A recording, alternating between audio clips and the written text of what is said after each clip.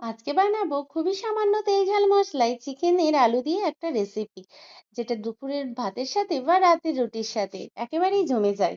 আর যেটা আমার মেয়েরা খুবই পছন্দ করে, অল্প তেল ঝাল মশলার রান্না। চলুন দেখে নিন আমার সাথে সেই সামান্য তেল ঝাল মশলা দিয়ে চিকেনের একটা সুস্বাদু রেসিপি, আলু দিয়ে চিকেনের ঝোল।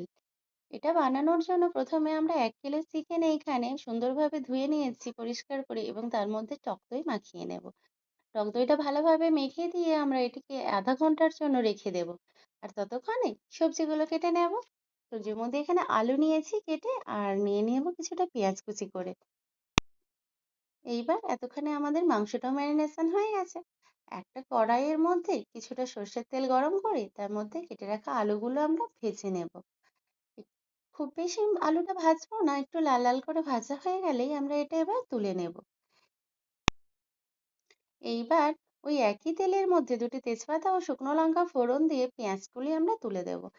পেঁয়াজগুলি একটু ব্রাউন করে ভাজা হয়ে গেলেই আমরা ওর মধ্যে দিয়ে দেব আদা রসুনের পেস্ট।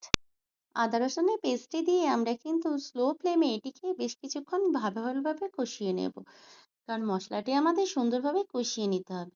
এবং এর মধ্যে দিয়ে দেব একটা টমেটো পেস্ট। যেহেতু আমরা টক দই দিয়েছি, সেখানে আমরা বেশি টমেটো দেবো না, একটা দিলেই যথেষ্ট। এবার এটাকেও আমরা সুন্দরভাবে কষিয়ে নেব যতক্ষণ না ওর কাঁচা গন্ধটা চলে যায়। তারপর হয়ে গেলে একটু জল দিয়ে দেব, এবং দিয়ে দেব এর মধ্যে একে একে হলুদের গুঁড়ো, লঙ্কার গুঁড়ো, কাশ্মীরি লঙ্কার গুঁড়ো ও 1 চামচ জিরে ভাজা। মশলাটি কষানো হয়ে গেছে, দেখতেই পাচ্ছেন। এর মধ্যে এবার দিয়ে দেব টক দই মাখানো চিকেনটি। চিকেনটি দিয়েও আমরা 2 মিনিট ভালোভাবে নাড়াচাড়া করে নেব, এবং করে নিয়ে আমরা এটিকে 10 মিনিটের জন্য ঢেকে দেব স্লো ফ্লেমে। 10 মিনিট পর আবার ঢাকনা খুলে আমরা এটি নাড়াচাড়া করে নেব। দেখুন অনেকটাই চিকেনটা জল ছেড়ে দিয়েছে। নাড়াচাড়া করে নিয়ে আবারও আমরা 5 মিনিটের জন্য ঢাকা দিয়ে দেব। 5 মিনিট পর আবারও ঢাকনা খুলে আমরা হাই ফ্লেমে সমস্ত জলটা শুকিয়ে নেব চিকেনের। এবং চিকেনটি দেখুন আমাদের জল শুকানো হয়ে গেছে এবং তেল ছেড়ে দিয়েছে, সুন্দরভাবে কষানো হয়ে গেছে। এর মধ্যে এবার আমরা দিয়ে দেব ভেজে রাখা আলুগুলি। ভেজে রাখা আলুগুলো দিয়ে আমরা পরিমাণ মতো জল দিয়ে ওটিকে ঢেকে দেব 15 মিনিটের জন্য সেদ্ধ হতে।